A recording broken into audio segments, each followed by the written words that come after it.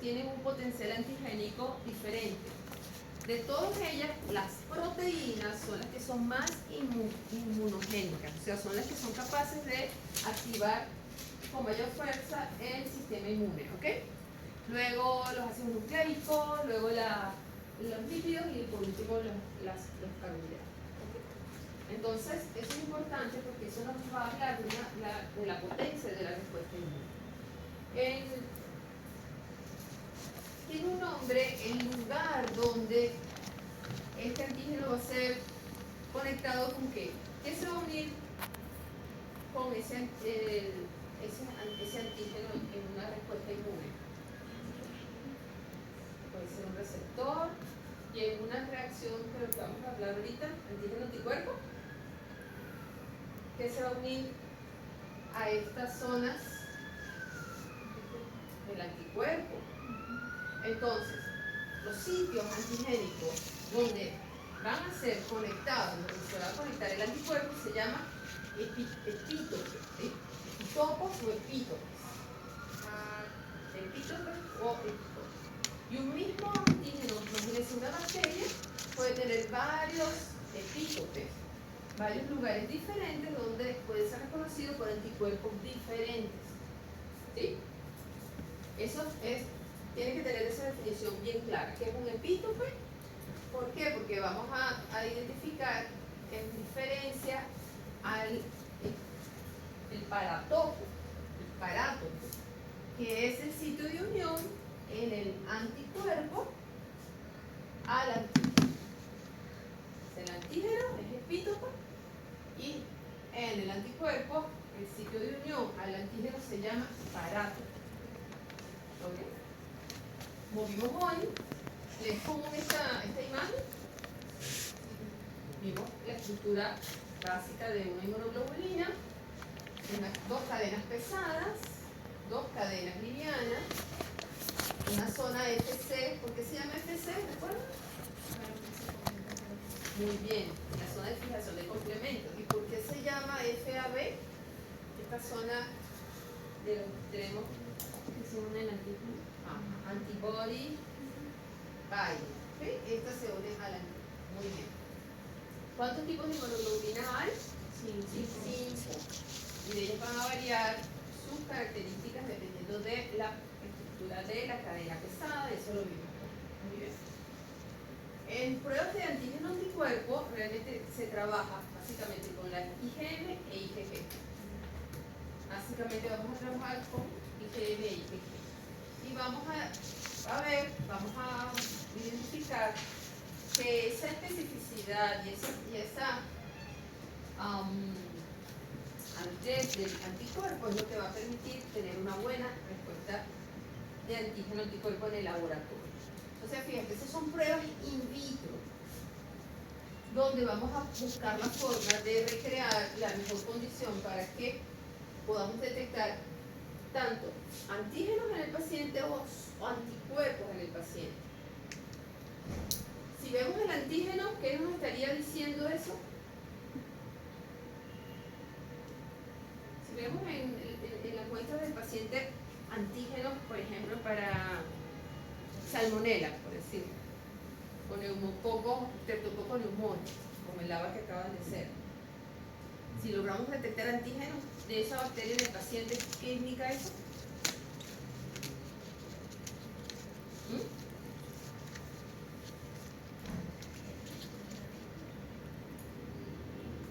¿Qué indica eso? Que podamos tener antígenos o detectar antígenos específicos en muestras del paciente.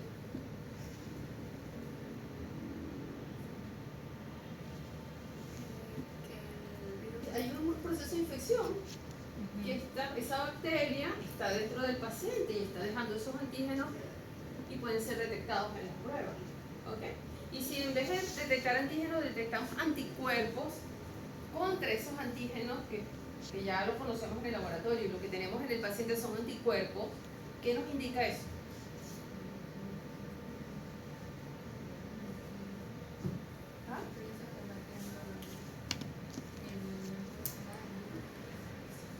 Claro, lo que vimos hoy todo el día es el cuerpo, el sistema inmune ha respondido ante la presencia de un agente extraño. ¿Y cómo llamamos a ese agente extraño? El antígeno. ¿Sí? Entonces, estas pruebas nos permiten detectar tanto antígenos como anticuerpos. Si esto pues, una bacteria, una imagen de una bacteria, hay diferentes zonas donde los anticuerpos pueden interactuar. ¿Cómo se llama en la bacteria entonces esos lugares? Parato. Muy bien. Entonces, en la bacteria se llama el antígeno epítope. Parátopo es en sílaba. Yo también me confundo a veces, pero hay que tenerlo. Ok, entonces, esa interacción antígeno-anticuerpo es específica. En esta región variable del anticuerpo se adapta, recuerden que se produce solamente para un antígeno especial. Y esa especificidad nos ayuda a tener pruebas de alta especificidad donde se producen complejos inmunes. Cuando decimos complejos inmunes es cuando esta interacción antígeno-anticuerpo se da. Y se forman mallas y lo podemos ver, lo podemos medir. ¿Sí? La afinidad va a depender del tipo de anticuerpos. Por ejemplo, ¿qué tipo de anticuerpo es este? Que es de 5 subunidades. IgM. ¿Okay? ¿Quién tiene más afinidad? Capacidad de unión, ¿una IgM o una IgG? La IgM tiene más capacidad de interactuar, tiene hasta 10 puntos, porque por cada subunidad tiene 2 puntos de unión. ¿Ok? Muy bien. Estas son características estamos hablando de reacciones antígeno-anticuerpo. Se forman inmunes específicos, hay interacción específica entre el antígeno y el anticuerpo. Entonces, en ese proceso de la formación de ese complejo antígeno-anticuerpo hay 3 etapas. La primera, formación del complejo inmune, del antígeno-anticuerpo. A veces esta formación no se observa a simple vista y tenemos que forzar, intentar un sistema para poderlo ver. Y hay técnicas inmunológicas que son de este tipo. Las secundarias permiten fenómenos visibles, como la aglutinación, la precipitación, la floculación, que lo vamos a estudiar. Y las terciarias son más que todo de tipo biológica, de toxinas, de fagocitosis, y no lo vamos a estudiar en este momento. ¿Okay? Vamos a ver con estos 2 principios varias técnicas inmunológicas que nos van a permitir hacer diagnósticos tanto de la presencia de antígenos como de anticuerpos. Seguimos entonces estudiando en general esta reacción antígeno-anticuerpo. Se van a dar la interacción de parátopo y epítope de una forma no covalente. O sea, esa interacción es reversible. ¿Sí? Miren esto. Usted no sabe que por ahí viene un macrófago a comérselo si dice que sí. Entonces, la reacción, entonces, la interacción primaria, ¿se acuerdan qué es? ¿Es visible o no es visible? Las interacciones primarias no son visibles. ¿Y la secundaria? Esto es un recuerdo del tipo de interacciones no covalentes que ustedes estudiaron en bioquímica. ¿Recuerdan? Enlaces de Van der Waals, enlaces de hidrógeno, fuerzas de Van der Waals, enlaces hidrofóbicos. Entonces, ese tipo de interacción es lo que se da entre los anticuerpos y los antígenos en este tipo de pruebas. ¿Okay? Esto es un listado de diferentes tipos de pruebas serológicas que existen. Ya muchas no se usan y hay otras nuevas. ¿Ok? Vamos a estudiar algunas de ellas y las vamos a dividir en 2 grandes grupos, las pruebas de tipo de interacción secundaria y las tipos de interacción primaria. Ya vimos que la interacción secundaria es visible a la vista. O sea, son reacciones como las que vamos a hacer hoy, como de la determinación del grupo sanguíneo, y lo vamos a poder ver a la vista. Son de las primeras pruebas que se diseñaron y que se han usado desde hace muchos años. Son económicas, rápidas, fáciles de hacer, no se necesita demasiada preparación ni muchos equipos. Ejemplo de ellas es esto póngalo como ejemplo, póngale otro tipo de viñeta. Este es el nombre de la prueba. Prueba de precipitación, prueba de aglutinación, faltaría la prueba de floculación. Ya lo vamos a hacer. Floculación. Dentro de las pruebas de interacción secundaria. Dentro de las pruebas de interacción primaria, esta interacción de antígeno-anticuerpo no es visible, pero son pruebas mucho más sensibles que las secundarias, de mayor especificidad. Normalmente son más costosas, requieren equipos, otros reactivos más sofisticados. Y un ejemplo de ellas estos son ejemplos, cambio de la viñeta. Prueba de Lisa, un ejemplo, la inmunofluorescencia, un ejemplo de la interacción primaria, la quimioluminiscencia, la inmunocromatografía. ¿Ok? Vamos a ver algunas de ellas ahora. Las pruebas de interacción secundarias, tenemos la prueba de precipitación. Hay un concepto básico que tenemos que tener, es este. Cuando yo digo precipitación, ¿qué le suena? Algo que como que cae, ¿no? Y que es visible, ¿no? Acuérdense que estamos en la secundaria que son visibles.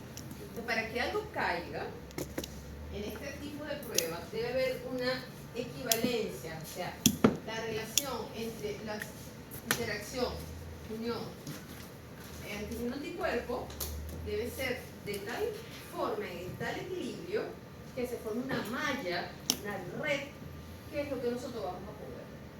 Si nosotros imagínate esta gráfica, donde aquí colocamos la misma cantidad de anticuerpos, pero vamos variando la concentración de antígenos, vamos agregando antígenos. Entonces, en la primera parte, donde hay poquito antígeno que son las bolitas amarillas y mucho anticuerpo. ¿Se está dando la relación antígeno-anticuerpo allí? Sí, pero la podemos ver. ¿Precipita? No. Vamos al otro extremo. Cuando hay mucho antígeno, muchas bolitas amarillas y hay pocos anticuerpos. ¿Se da la relación antígeno-anticuerpo? Sí. ¿Precipita? ¿Lo podemos ver? No. Entonces, la única manera de poderlo ver es cuando estamos en la zona de equivalencia, que se llama. Es una zona donde hay proporcionalmente antígenos y anticuerpos y se juntan y se comparten los puntos de interacción y forman un precipitado. Ese precipitado es insoluble. ¿Okay? Importante para resaltar, cuando estamos hablando de precipitación como técnica, subrayen esto, el antígeno es soluble. Son moléculas solubles. El antígeno es soluble en las pruebas de precipitación.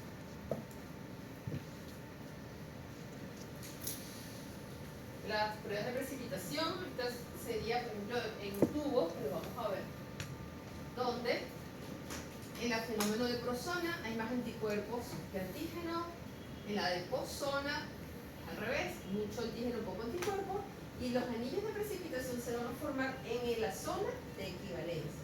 Sería algo como esto. ¿Okay?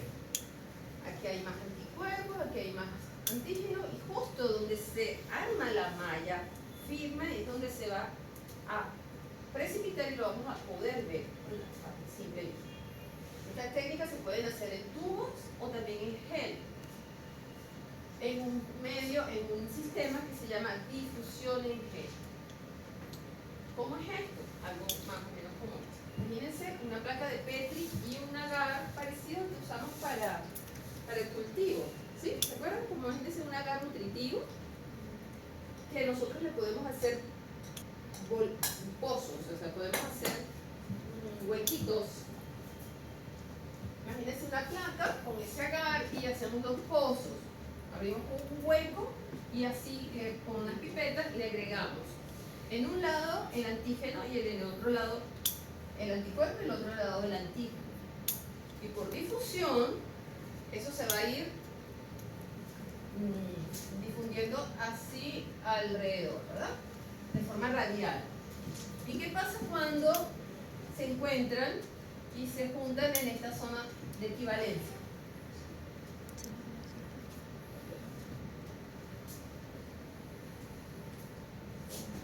Estamos en técnica de precipitación. ¿Qué se forma allí?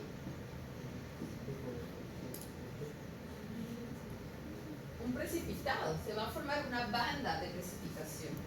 Esta técnica, cuando es en gel, se llama inmunodifusión. ¿Ok? Podemos detectar una banda, un antígeno, dos antígenos, dependiendo. ¿Okay? Imagínense que esto sea una prueba que queremos detectar la presencia de los pacientes de anticuerpos contra el antígeno del heno, para las personas que son alérgicas al heno. Entonces nosotros en el laboratorio le colocamos aquí un extracto de antígeno de heno. Estos son que son antígenos solubles, son líquidos, extractos, y tenemos un antisuero, tenemos anticuerpos para el control. Entonces aquí podemos ver que, y tenemos dos pacientes, el paciente 1 y el paciente 2. ¿Cuál de los dos creen ustedes que da positivo a esa prueba?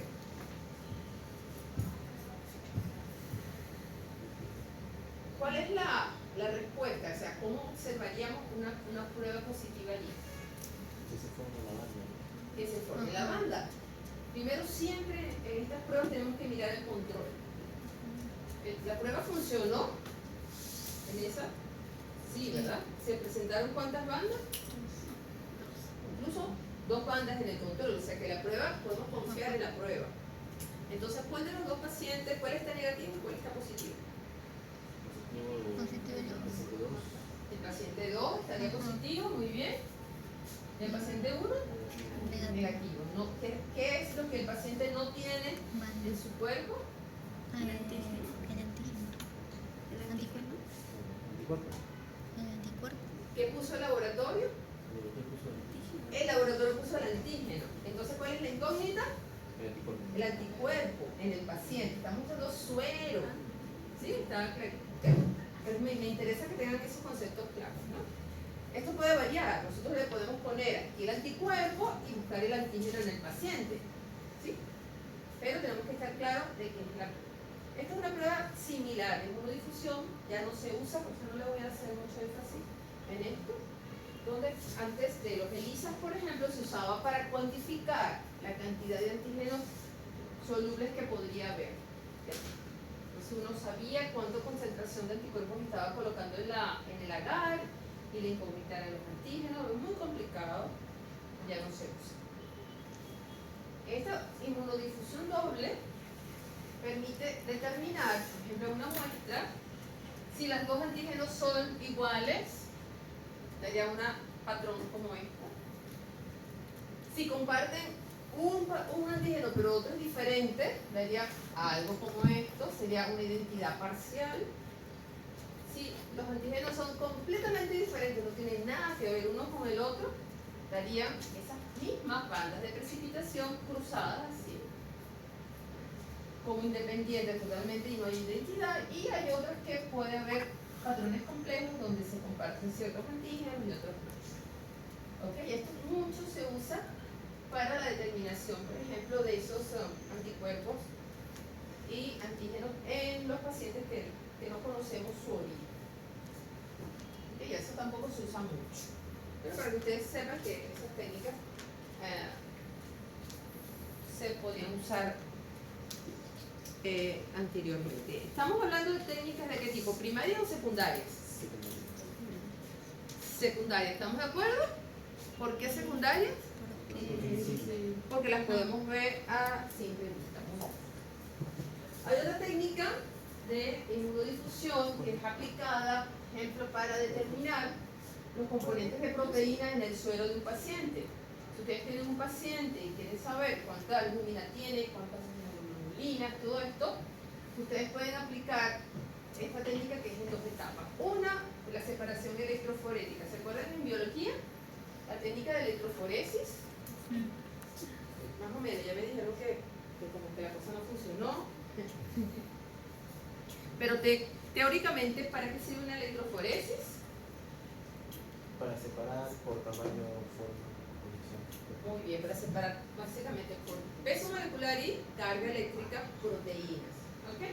Entonces, si ustedes tienen un suero de un paciente, aplican en un gel de agarosa un campo eléctrico y entonces por pH, o sea, maneja el pH y las proteínas se van a desplazar o hacia el lado derecho o hacia el izquierdo y por peso molecular entonces van a terminar separaditas las proteínas, ¿no? Pero no las vamos a poder ver. ¿Cómo las vamos a observar? Si ponemos un antisuero, o sea, un suero con anticuerpos contra esas proteínas del suero. Las dejamos difundir con el mismo método de difusión, el mismo método, lo vamos a aplicar acá y van a darse bandas de precipitación. ¿Sí las ven? Aquí hubo una interacción, una migración de antígenos de anticuerpos y se generó la banda de precipitación. ¿Sí? Y entonces esto permite ver qué tipo de proteínas y en qué cantidad estaban en el suelo de su paciente. ¿Sí? Muy bien, entonces, estas son todas técnicas de precipitación.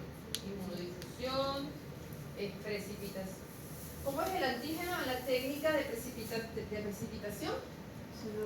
Solubles. Muy bien.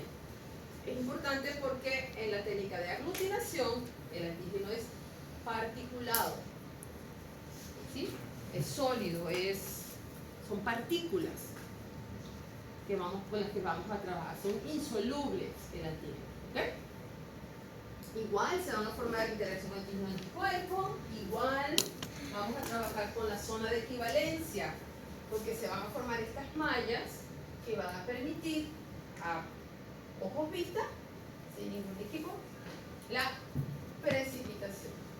Estas técnicas de aglutinación son más sensibles que las técnicas de precipitación. Igualito son técnicas muy antiguas. Vamos a ver algunas características de la aglutinación y alguna clasificación. La aglutinación activa se utiliza la propia partícula como antígeno. Hay varios ejemplos. Uno de ellos es justamente la práctica que vamos a hacer hoy, donde el glóbulo rojo tiene sus propios antígenos y la partícula es el glóbulo rojo. ¿Estamos claros? ¿Dónde están los determinantes del grupo sanguíneo? ¿Dónde podemos nosotros, cuando nos hacemos una prueba de sangre para determinar nuestro grupo sanguíneo, dónde se encuentran esos antígenos?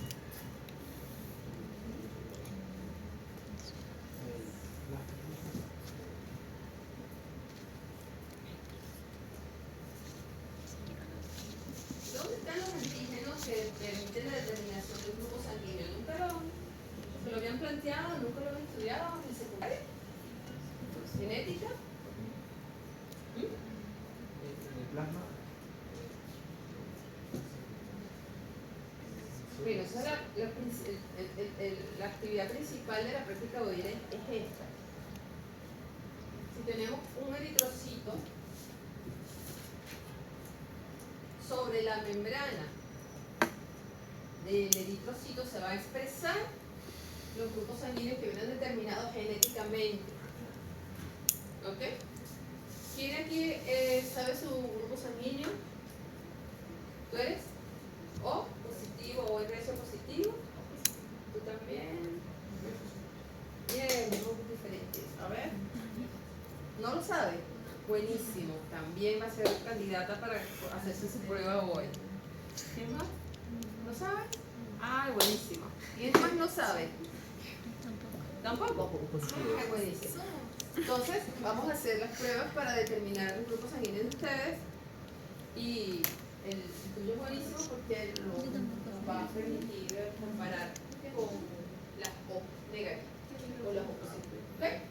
Entonces, tenemos claro, el propio glóbulo rojo es el antígeno, o sea, presenta el antígeno, ¿sí? Esa es una aglutinación activa.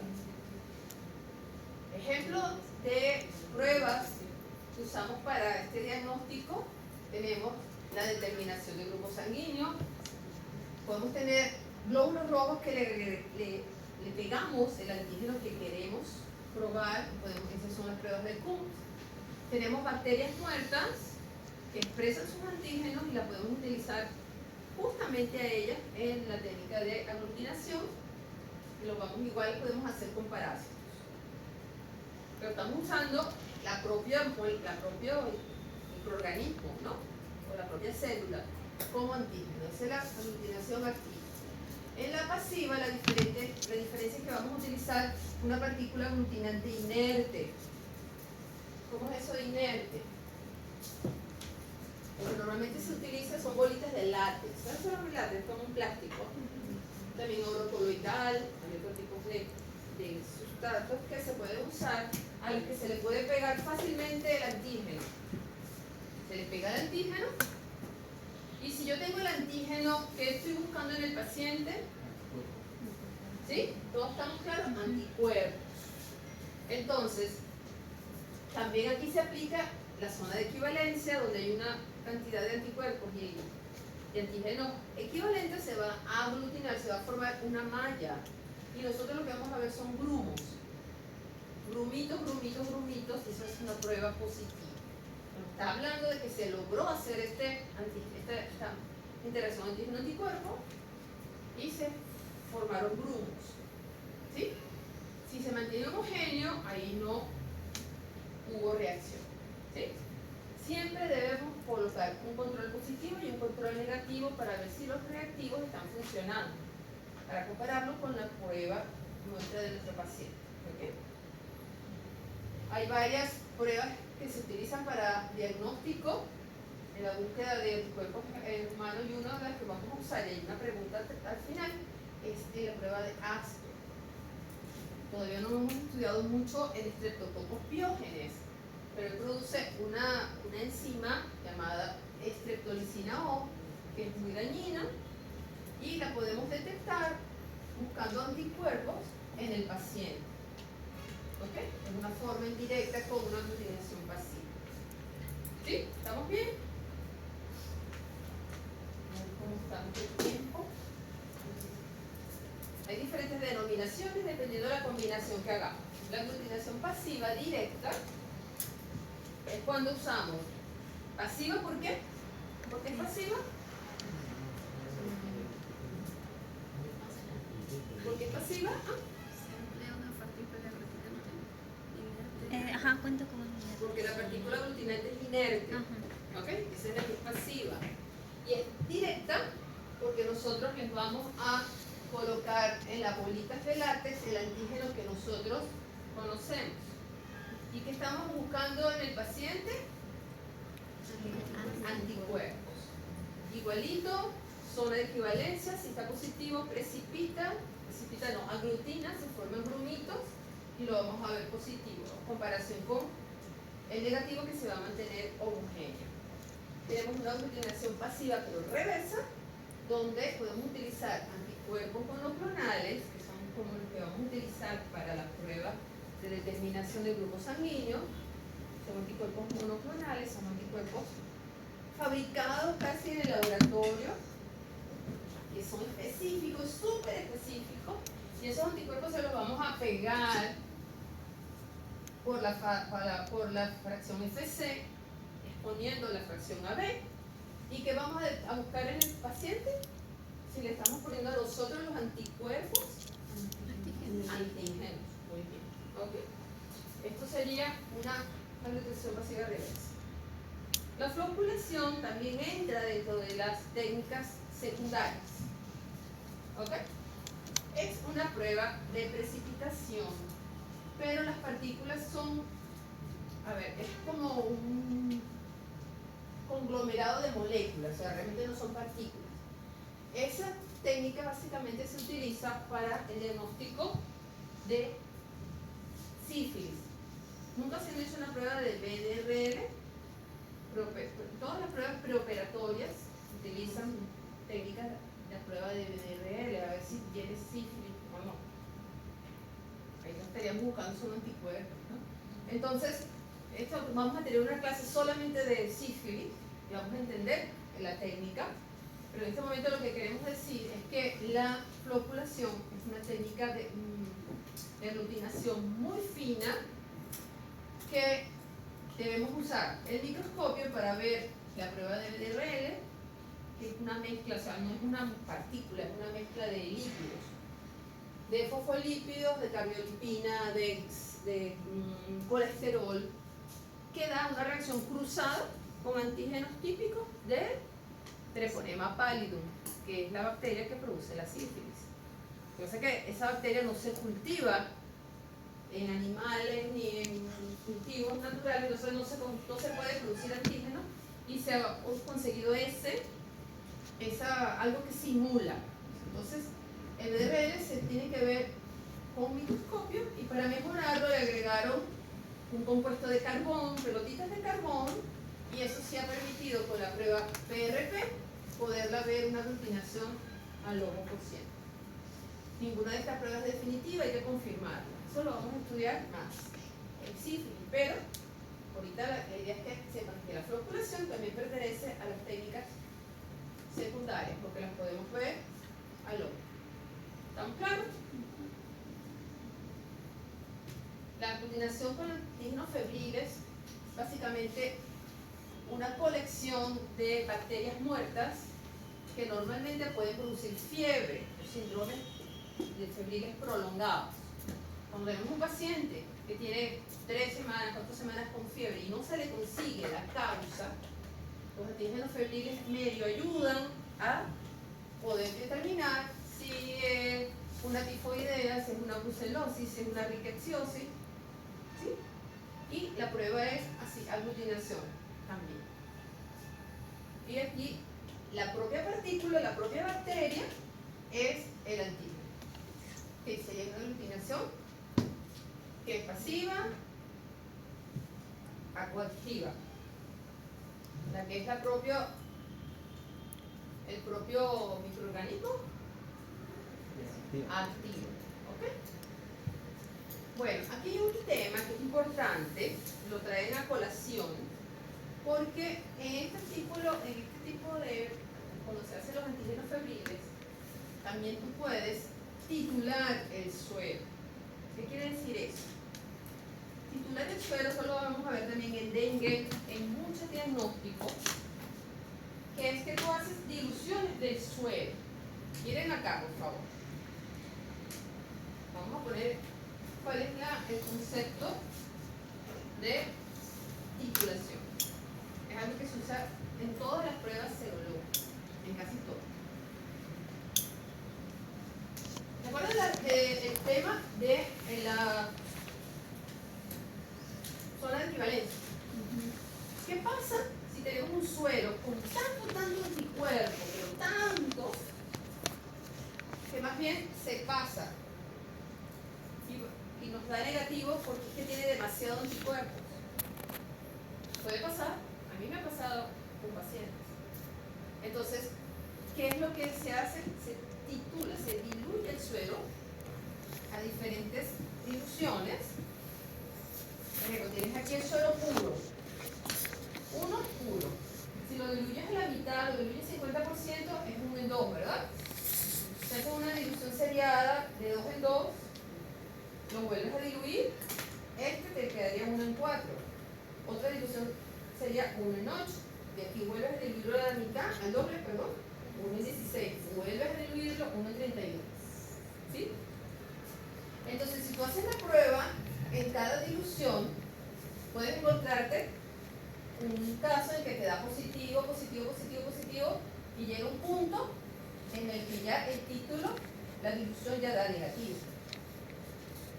Entonces, el título es la última dilución, la inversa de la última dilución a la cual la prueba dio positivo. ¿Sí lo ven? Eso es el título.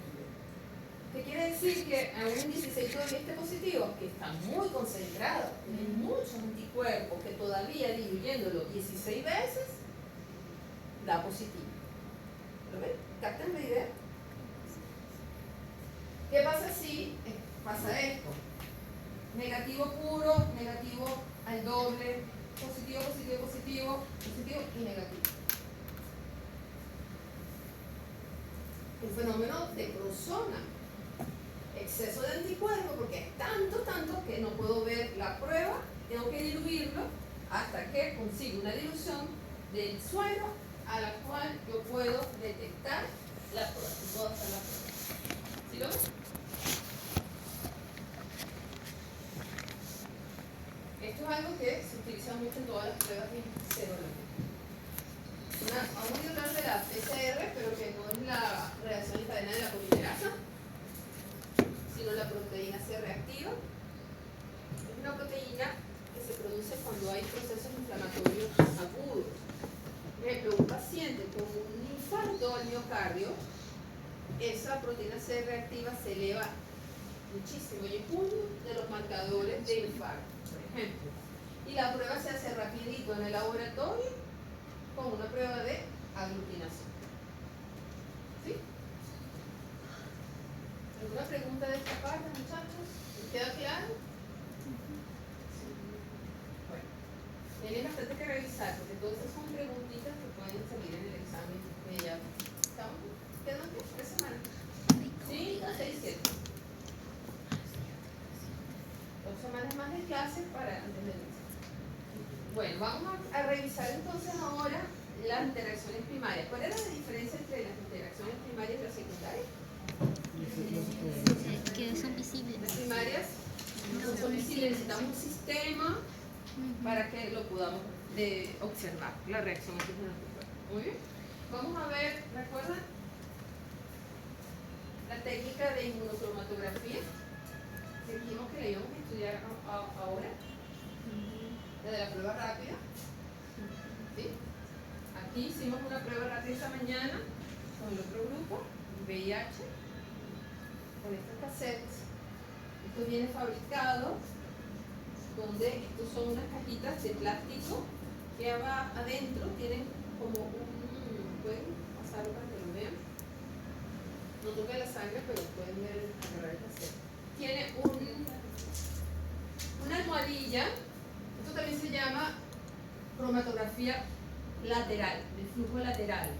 ¿Por qué? Porque la muestra se pone en un extremo de la almohadilla y por difusión todo el contenido, que normalmente se le pone un buffer para que se diluya la muestra, va a migrar hacia el otro extremo del cassette. ¿Ok? Miren la comparación entre una prueba positiva y una prueba negativa. De esto hay de todo. O sea, ya a esta altura hay inmunocromatografía para todo. Ya sea en cassette o en tiras, como las pruebas de embarazo que vamos a hacer, que esto también es inmunocromatografía. Pero con una técnica distinta. Esto también es inmunocromatografía. Pero miren cómo han reducido, en vez del cassette, la almohadilla, uno coloca aquí la muestra, va a absorber, en este caso va a ser la orina, ¿cierto? Aquí hay una almohadita, y esto va a arrastrar los componentes de la reacción hasta acá hasta arriba, y aquí arriba es que vamos a ver la prueba, si está positiva o no, si el control da o no da. Entonces miren lo que se hace. Se fabrican anticuerpos monoclonales específicos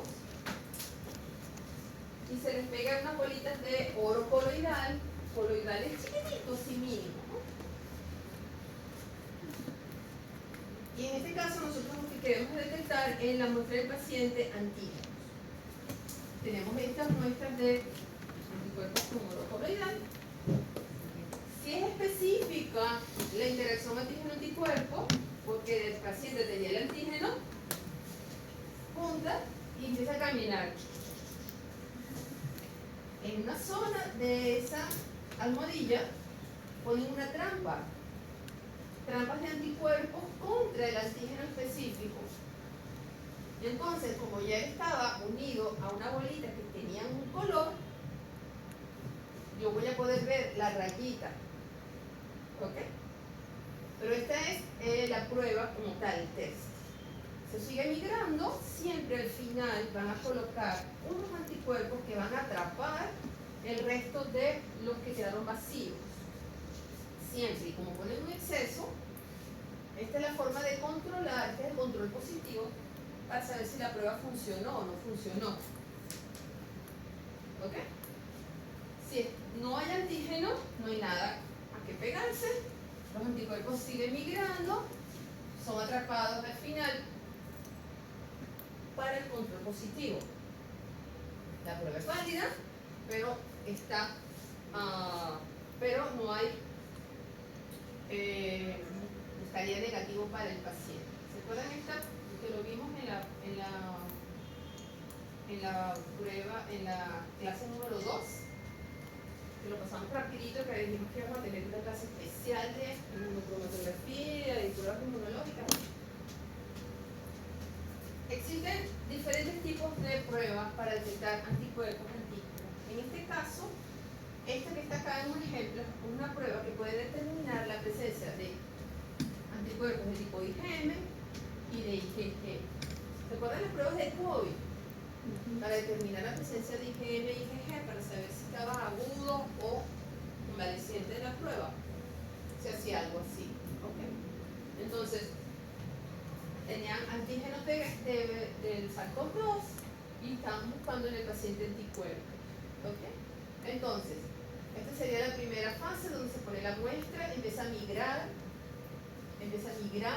la muestra, y donde hay antígenos, una interacción antígeno-anticuerpos. En esta parte, la primera parte, esta rayita, la trampa, son anticuerpos contra anticuerpos IgM, y en la otra rayita es la trampa contra anticuerpos de tipo IgG. Los inmovilizan y los dejan allí. Si la prueba da positiva, va a aparecer una rayita de color, tanto para IgM en este caso como para IgG en este caso. Y por supuesto, el control tiene que dar sí o sí positivo, porque si no la prueba es inválida. ¿Ok? En este caso, ¿cómo interpretan ustedes esta prueba? Ese paciente, ¿qué tipo de anticuerpos presentaba? ¿Ah? IgG. Solamente IgG. Y si aplicamos un poco lo que vimos esta mañana, lo vimos muy rápido, pero lo comentamos que los primeros anticuerpos que se producen en un proceso infeccioso son de tipo IgM en la primera fase. Luego después se forman los del IgG con el tiempo del tiempo. Entonces, si un paciente pasan 2 meses de su proceso infeccioso, ¿cómo le debería dar la prueba? ¿Así o así? Después de 2 meses, ¿así o no? En la segunda. ¿Así? ¿Solo IgG? No. Sí, pasó 2 meses de la infección. Ah. 2 meses. Eso es una pregunta de examen. Se le pone el caso y usted tiene que identificar cuál sería la prueba correcta. Esta sería una fase convaleciente, esta sería una fase en proceso, porque hay tanto IgM como IgG. ¿Sí lo ven? Aquí hay otras pruebas que se pueden utilizar esta misma técnica de inmunocromatografía, pero ya para detectar antígenos. ¿Ok? Podemos utilizar pruebas no serológicas como la orina para Streptococcus pneumoniae. ¿Les suena? ¿Te lava? Creo que nadie comentó esto. Y para virus que producen diarrea, que pueden ser tanto rotavirus como adenovirus, en una misma cassette pueden detectar uno u otro virus. ¿Sí? Muy bien. Vamos entonces con la ELISA. ¿Alguna pregunta? ¿Se les quedó claro? ¿Sí? Busquen en internet, no me dio tiempo, porque no nos va a dar tiempo, yo quería buscarlo, pero en internet hay muchos modelos de pruebas de esta para que ustedes se familiaricen, para identificar pruebas que no son válidas, pruebas que son válidas, y agarren el ojito, porque eso es bien interesante. Y ahorita son tantas las pruebas inmunocromatográficas que se usan para todo.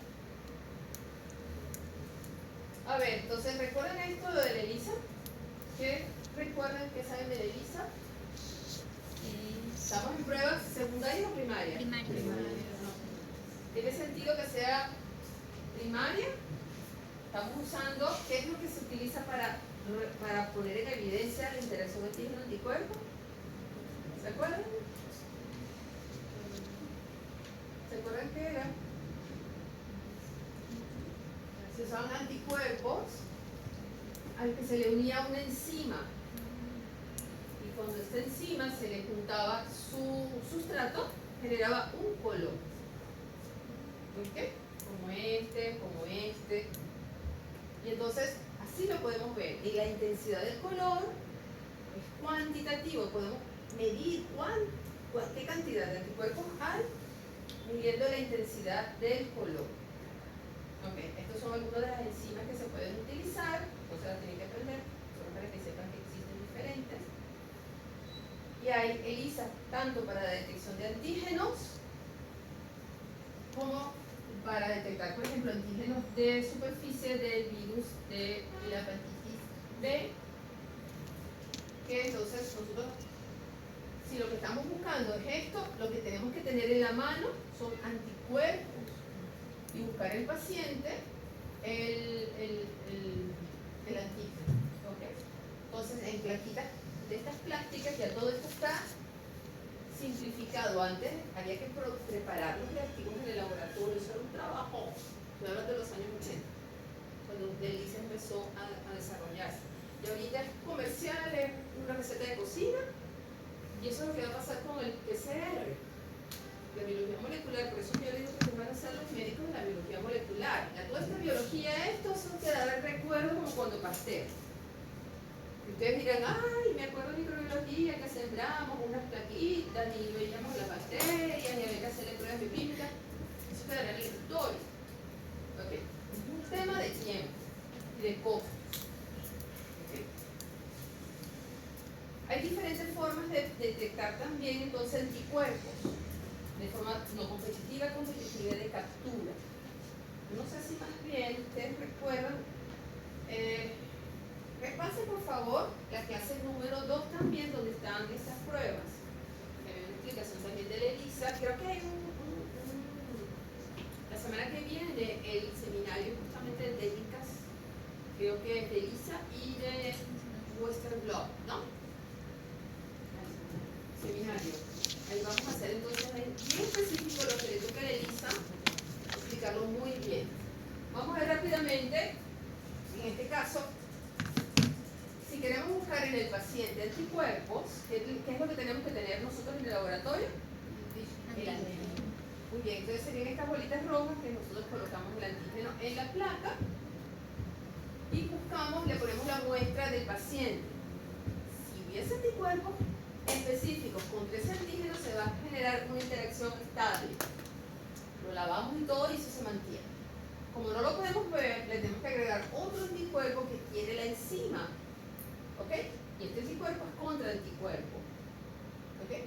Lavamos y esta es una reacción estable que le colocamos el sustrato a la enzima y si la enzima está presente, va a colorear el pozo. Y vamos a ver un color en ese pocito. Si yo les digo que tenemos 4 pacientes para detectar la presencia de anticuerpos y este es el control, ¿ustedes qué dirían? ¿La prueba es válida o no es válida?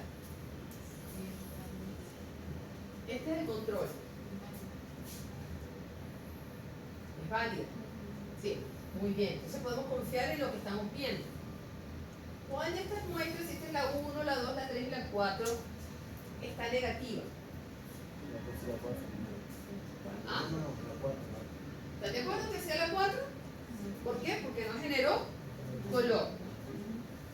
¿Qué me dicen de la muestra 2?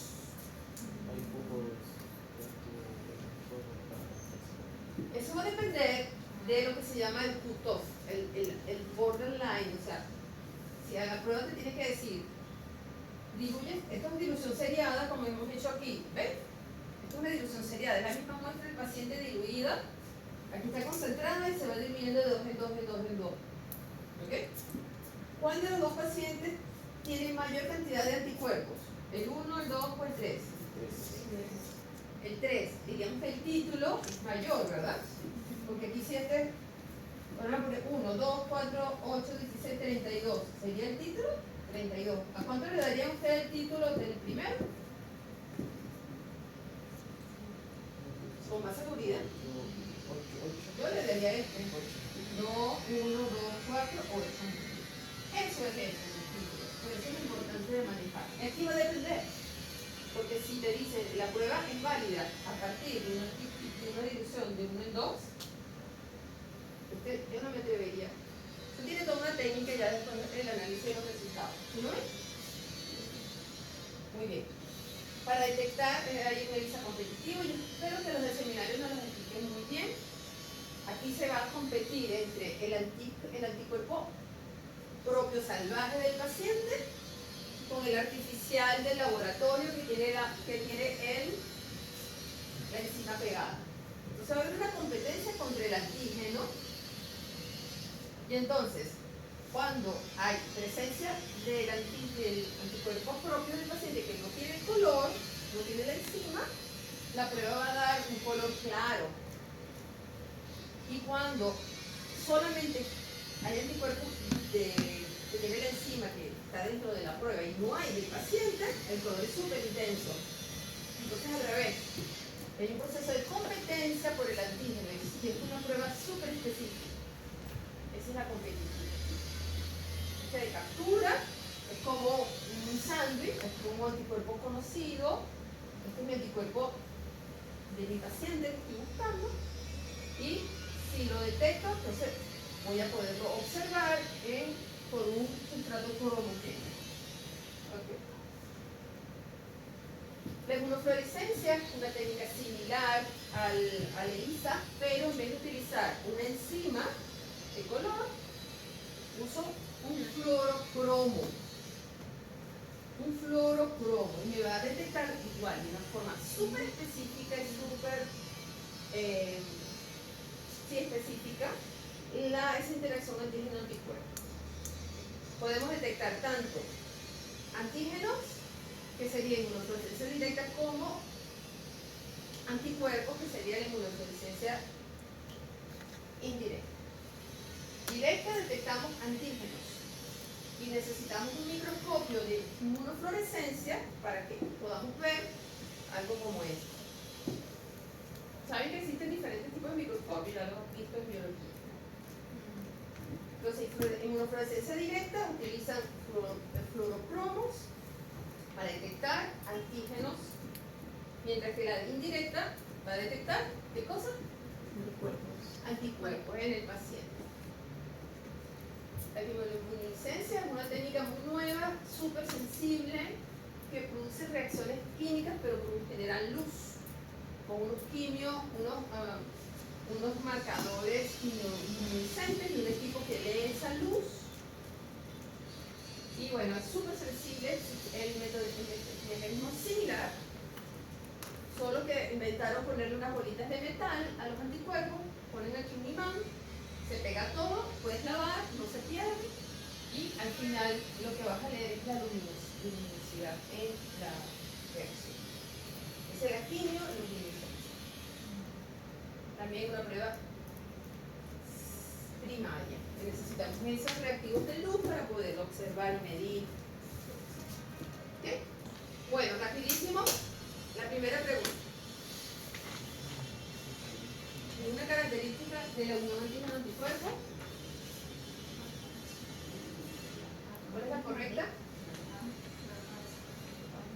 ¿De dónde se une el antígeno? ¿A qué fracción del anticuerpo?